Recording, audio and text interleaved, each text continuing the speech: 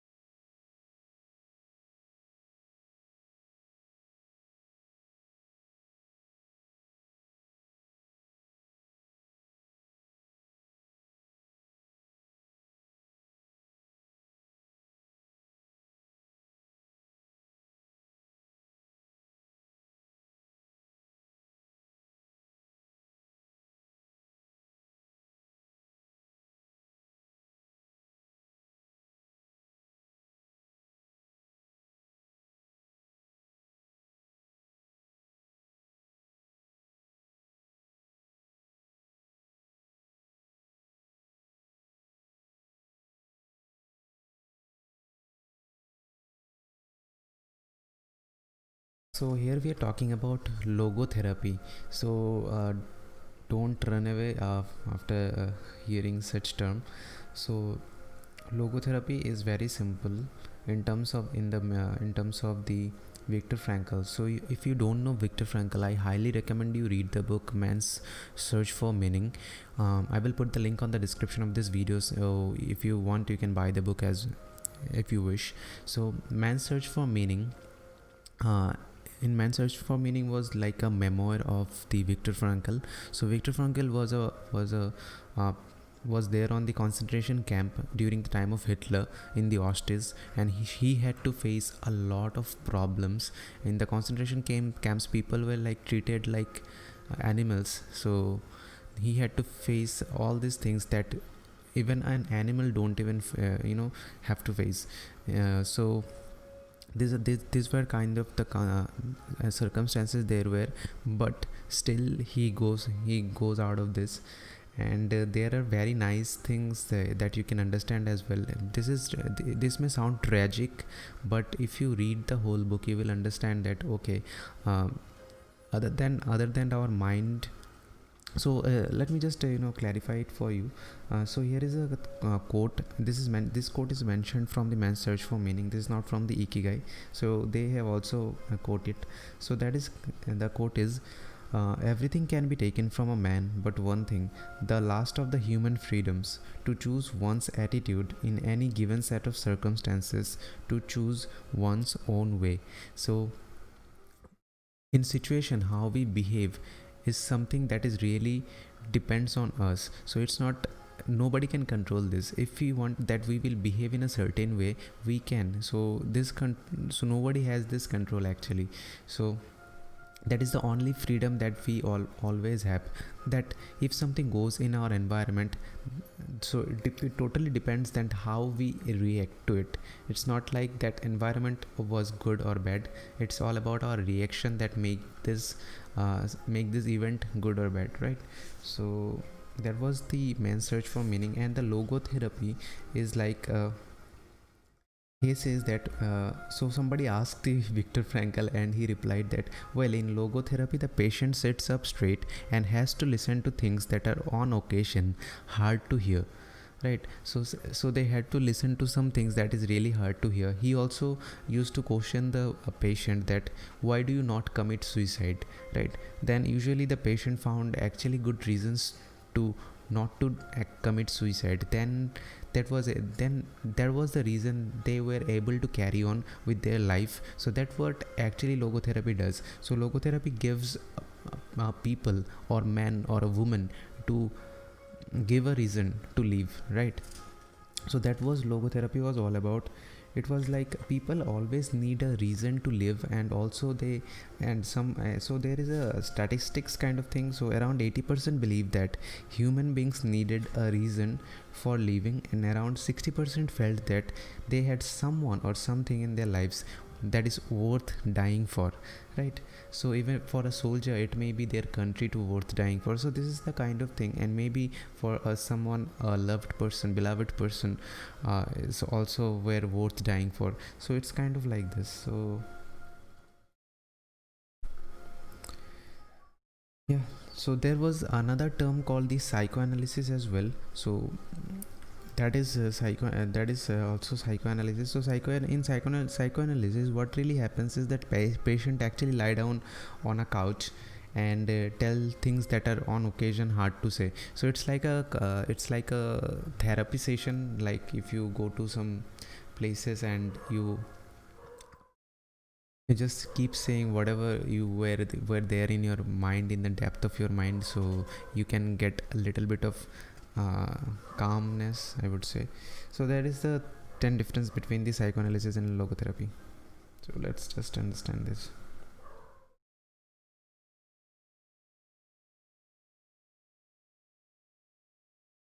I'm not going to read this, like I'm going to just talk through it. It will be better, I think. So in psychoanalysis, what really happens is the patient reclines, they lie down on a couch like a patient, and in the logotherapy patient actually sit and face the therapist. It's not like they're lying somewhere and look, they're lost somewhere in their thought. It's not like that. In logotherapy, patient needs to face their therapist, so who actually guides him. And in psychoanalysis, uh, it looks to be past, so they are going through the past and understanding, okay, these are the things that is hard to say, so you need to say all these things. And logotherapy actually looks forward to the future, that why you should live for more, right? What is the reason that you should keep going on. And in psychoanalysis, it analyzes neurosis, does not it actually does not delves into the neurosis. So I'm not really much clear about the neurosis. There is a term I need to uh, that I need to Google actually. So I just mark it with something so that I can get back to it. And if you have any understanding, please comment below. Thank you.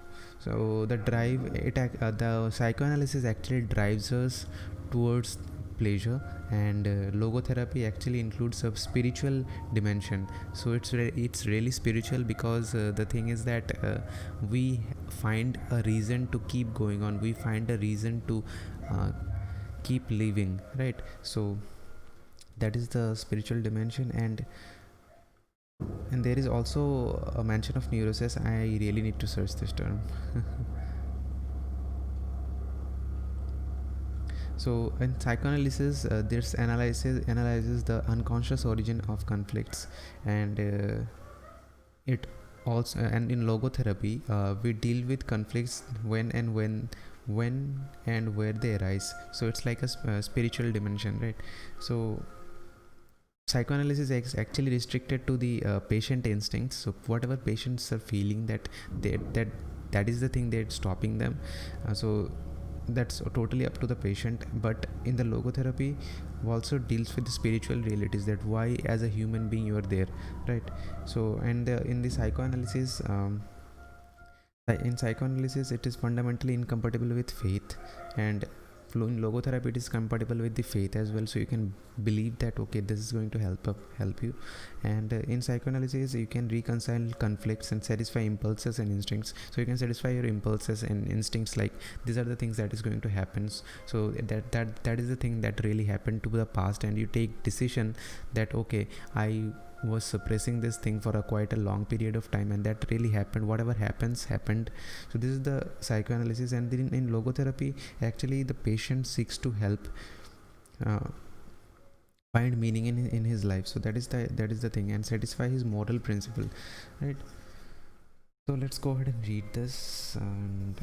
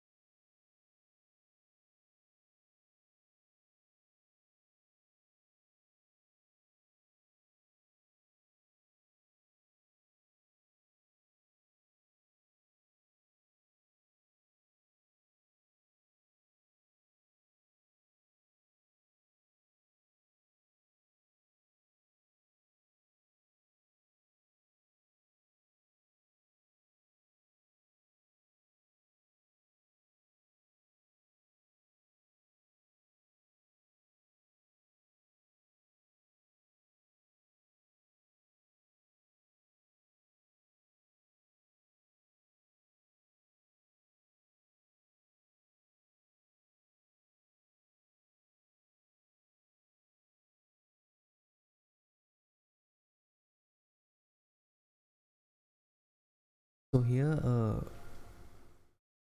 the author talk about the exist as the very important thing. So a lot of people actually face this as well, um, and this is the topic that is worth talking. Actually, that is called the existential what I'm saying existential crisis. So existential crisis really happens when you feel that why you are here in this world, like why you're doing something you're already doing, right? So this makes you really feel that why do you exist in the first place. So this is called the existential crisis. And this here is a nice thing that Viktor Frankl said from his experience. He said that this existential crisis comes when we compare that what we have achieved till now with whatever we want to achieve in the future, right? Suppose that I want to have 1 million subscribers uh, in future, but I have like one subscriber in my actual channel. So I am comparing myself with, like, okay, I have now 1k subscriber only, and I need to reach there with 1 million. That's a huge path to go.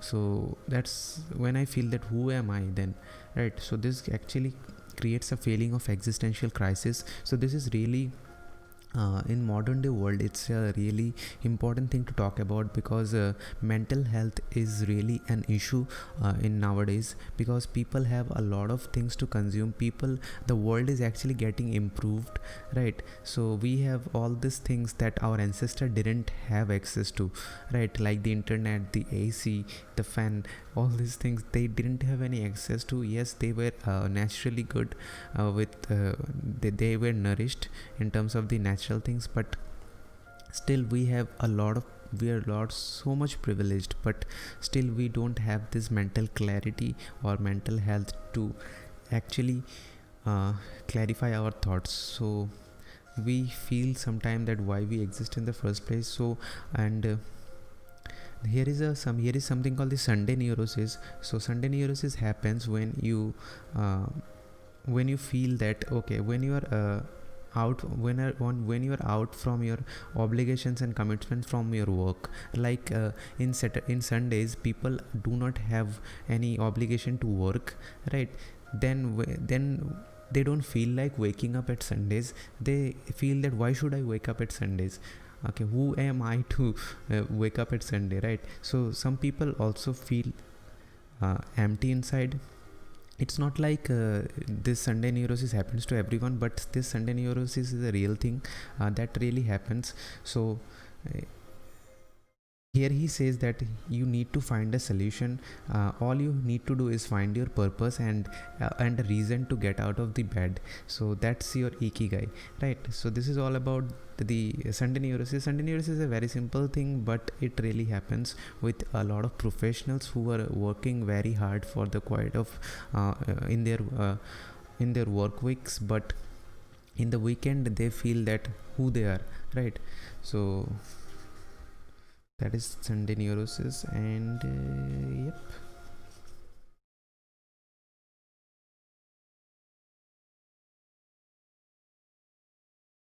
Here's a nice thing. I want to really read it before I forget.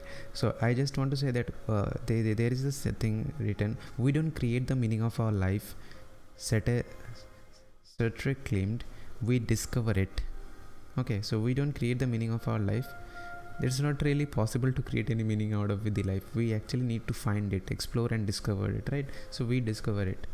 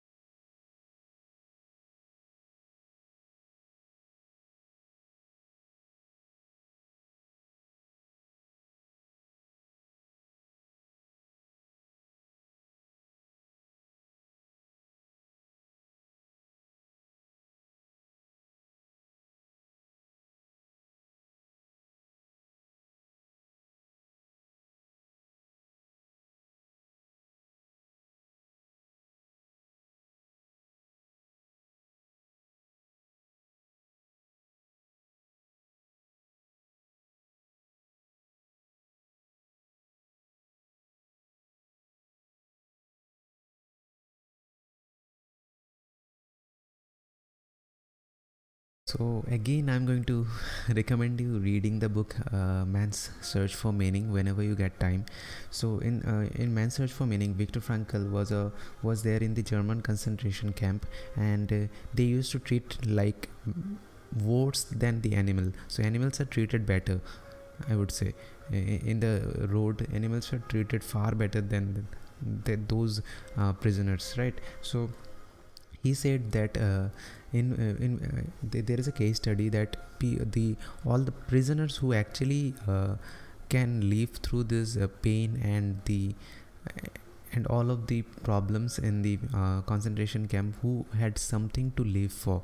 So people who really had something to go out of this camp alive, right? So people who didn't have much to do after the camp, right? So they had very little chance to survive there in the camp, because they actually face this existential crisis as well, because what who they are, what they will do if they go out of the camp also.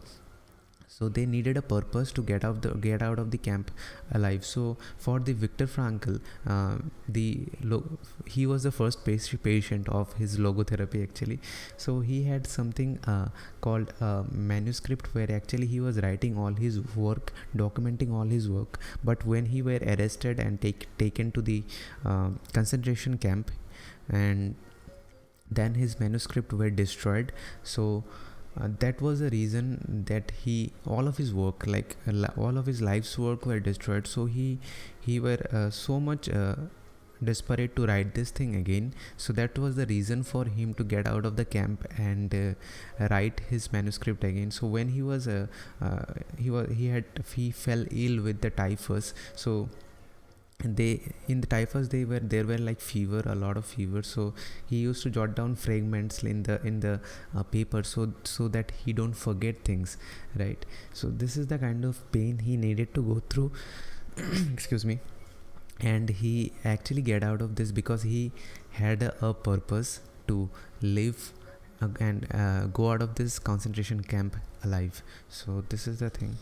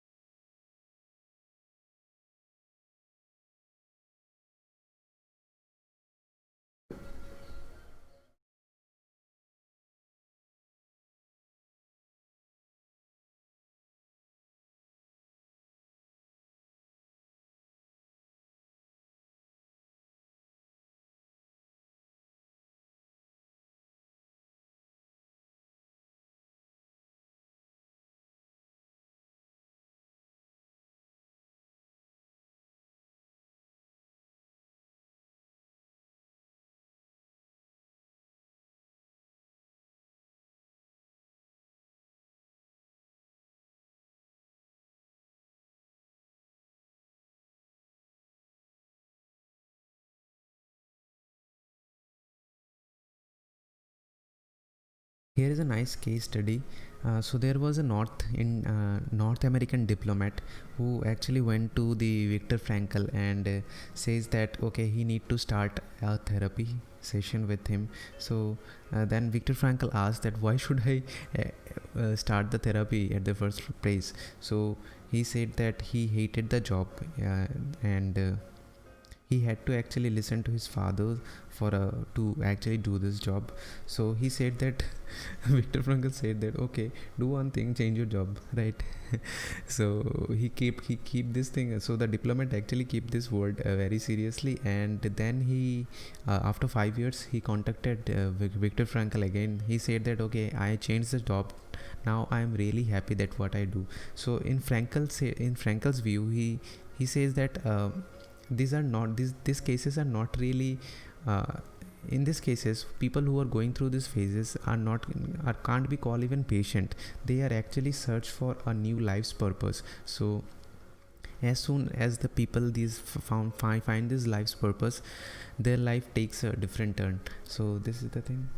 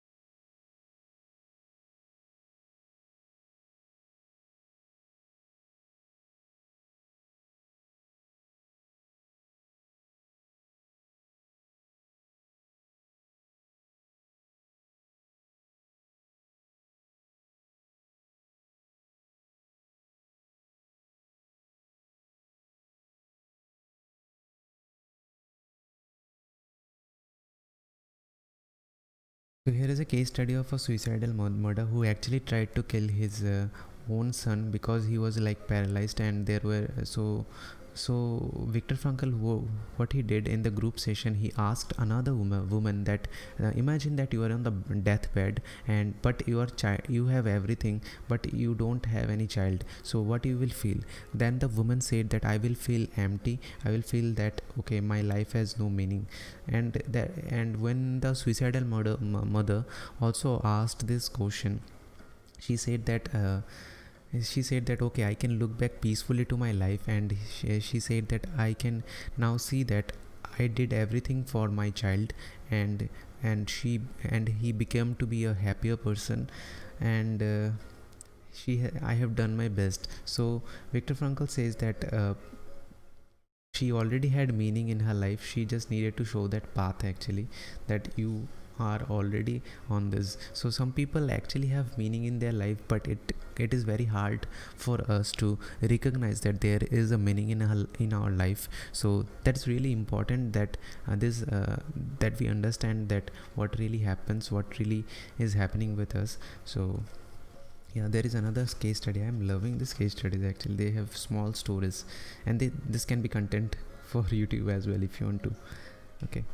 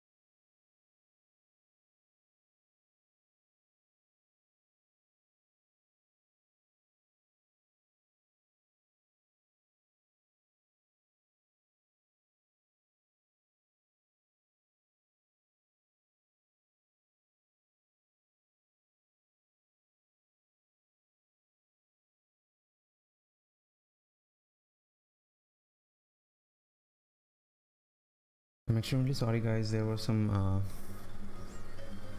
problem here on my end. So yeah, so there is a doctor who came to Viktor Frankl, and he was really worried, and he was really in depression because of his wife's death. So So instead of like showing sympathy or saying analyzing the situation, Viktor Frankl said that what if you died first instead of your wife?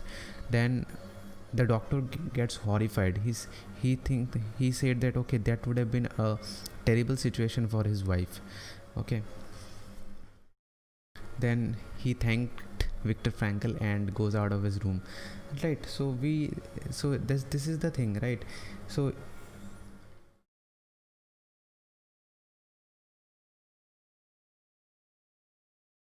he actually was able to tolerate the pain for his beloved wife. So that's the actual thing that given him purpose to live, right?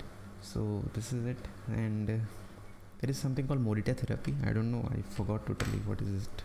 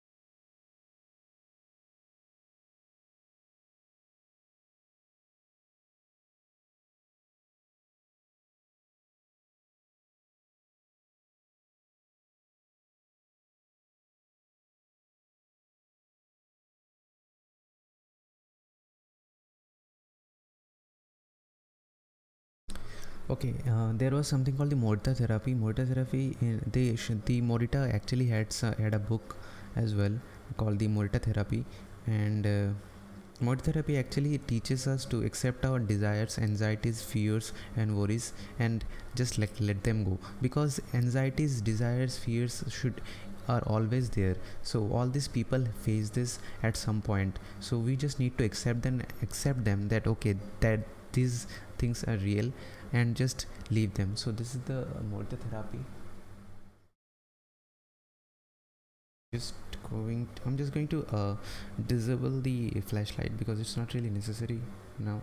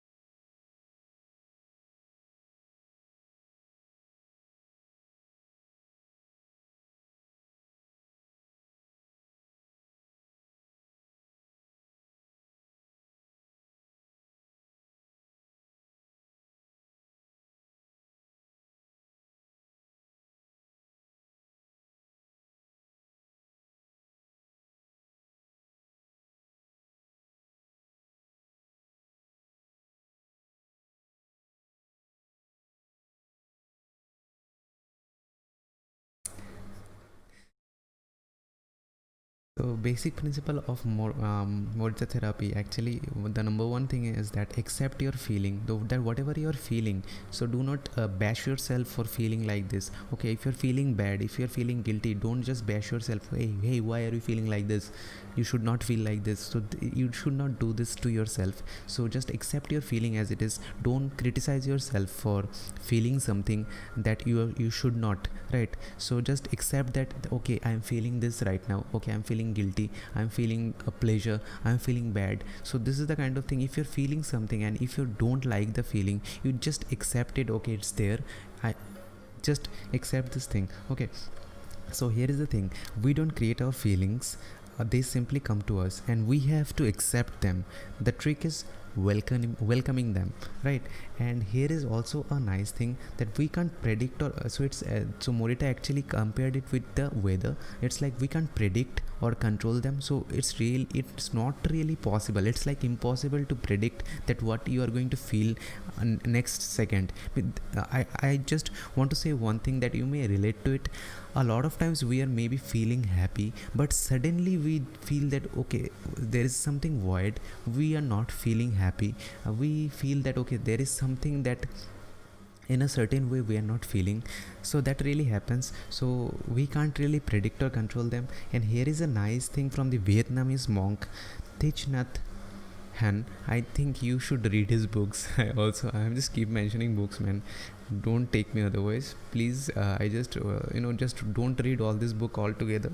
Just read one book and read some other books, like 4 5 different books, then come back to the same type of book again. So just don't read the same type of book again and again. So just read and consume and reflect that what you can implement this in your life or not. So here is the thing he said. Hello solitude, how are you today? Come sit with me and I will care for you.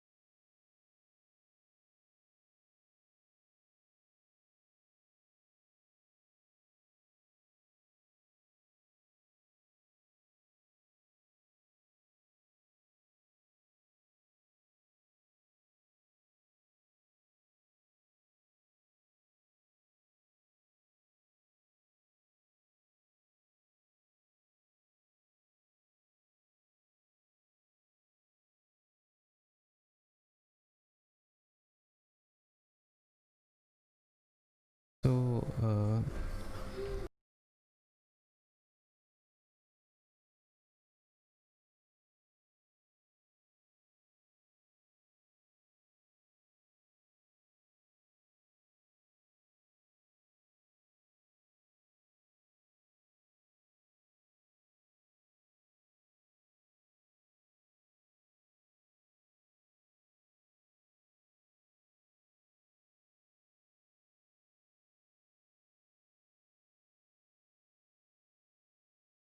okay, I'm extremely sorry, there was some animal disturbing me.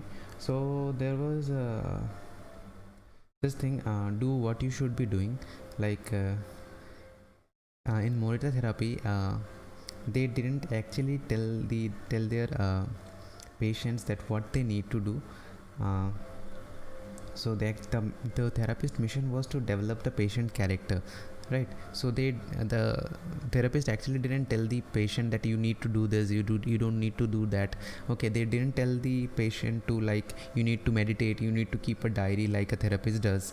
Okay, it is up to the patient to make the discoveries, right? So they actually give the patient a lot of freedom to find what they really need to do, what they really want to do. So this is all about the do what you should be doing, right? So depending upon your activities and depending upon your problems. So that was all about the mudra therapy. And also there was like discovering the life's purpose, because we can't really control our emotions, but we can actually take charge of our action. So this is not the thing, is not that what is the circumstances or whatever your emotions, it is all about what actions you take. So that actually defines the course of the things that really happen to you. It's not like what really happens to you, it is all about that how did you behave in that specific moment, right?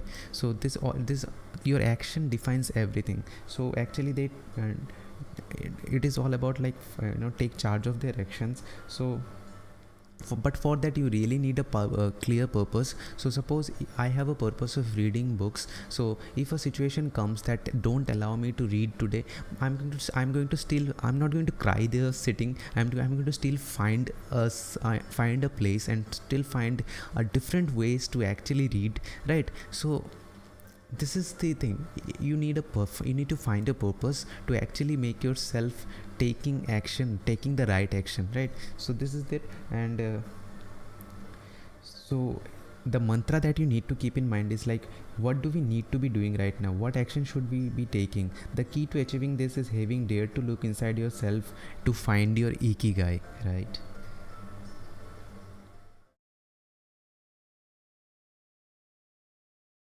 That's the reason you need a purpose in your life, right?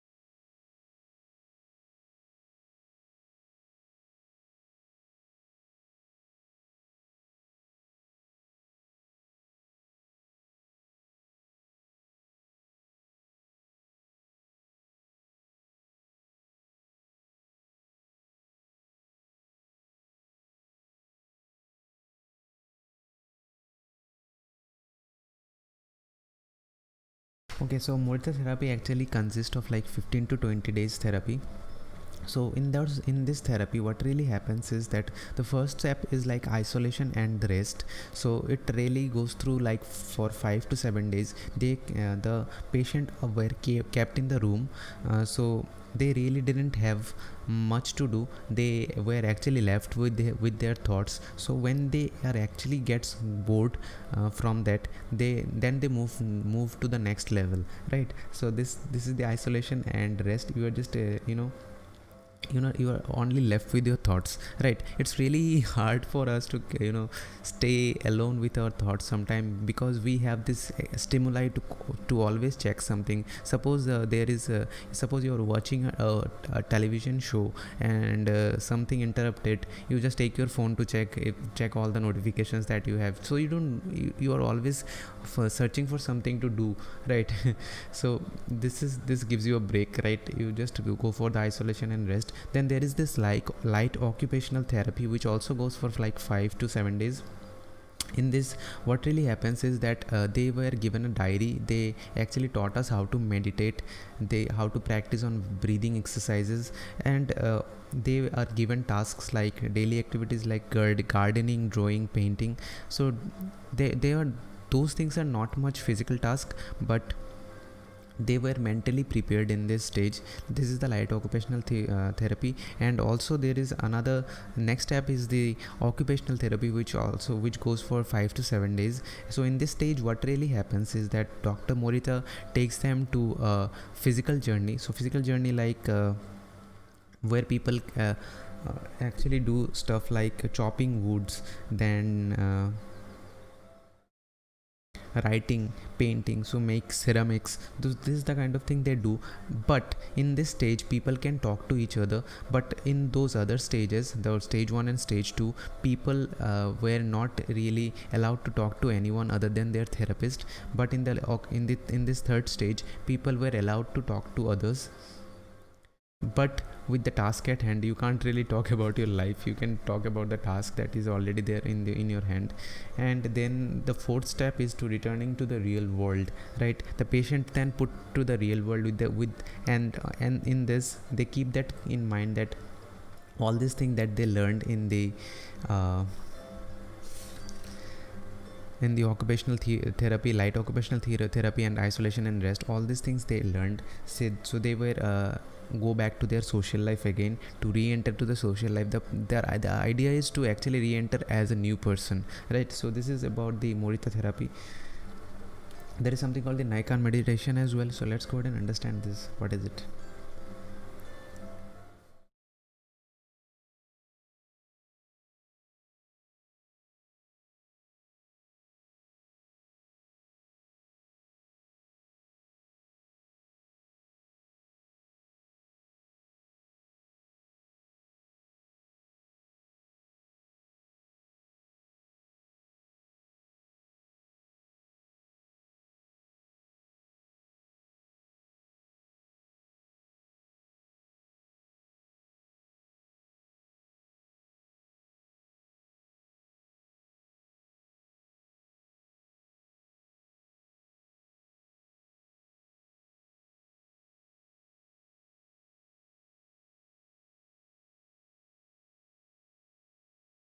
So sometimes we care a lot about a person. Suppose you are going through a traffic and somebody says something to you. Maybe in the social media that really happens a lot.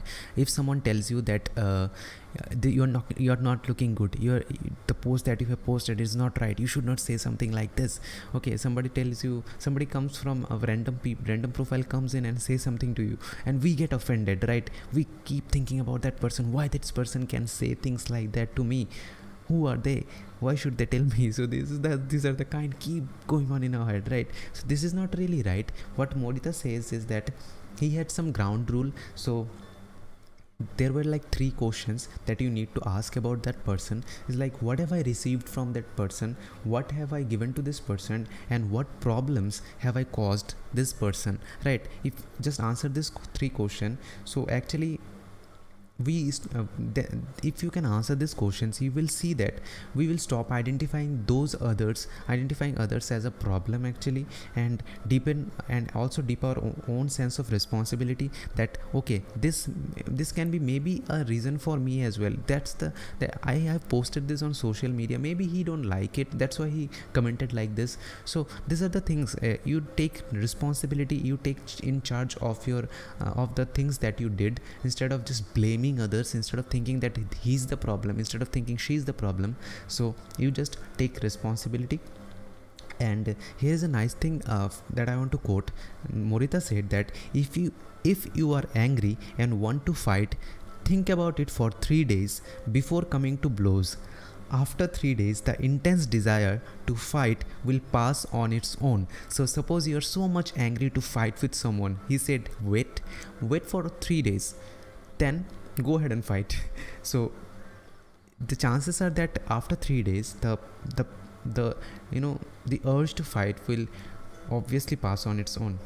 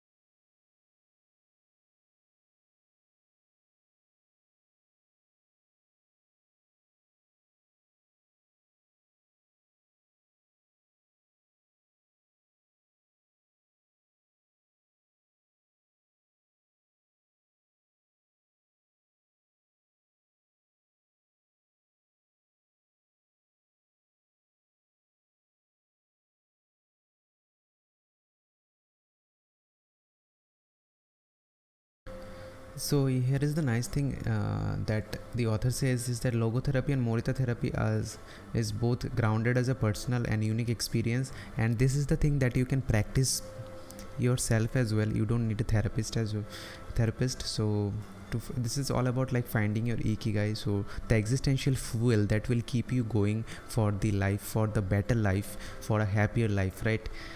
So yeah, with that note, I want to complete today's reading, and I want to share 3 takeaways from today. Is like, one is like, we need to take responsibility for our action, and we can take the responsibility for our action when we have a purpose that what we are doing. And another thing is that here I understand a really nice thing. Excuse me. A lot of people actually face a existential crisis. That's the second thing. And the existential crisis, the reason is that again we see ourselves that okay, we don't have enough of it. We compare ourselves a lot with others and even with ourselves as well. Suppose as I have given the example before as well, that I want 1 million subscribers. I have 1k subscribers on my channel, on my own channel. Then I will compare myself. Okay, where am I? Who am I then? I am not even close to 1 million. It is 1k. That's so far, how can I cope up with this? So this is the kind of feeling that you get. And also, here is a great thing that we need to keep finding our meaning. So that's the 3 thing that the last takeaway may feel a little abstract to you, but I really understand that what it is, because I have read the book The Man's Search for Meaning. To understand more, I will put the link on the description of this video of this book, Man's Search for Meaning. If you want, you can go ahead and buy from the link. And so that is it for today. I am quite excited that I have completed the chapter 3, and thank you so much for watching today's video, and I hope that you will join me tomorrow as well, where I will be reading the chapter 4, maybe chapter 4 to 5 or chapter 4. I don't know, I need to see my schedule. To know this, you can follow me on Instagram, Facebook, Twitter, Twitch, wherever you can. So I think Instagram would be better. So thank you so much and have a good day.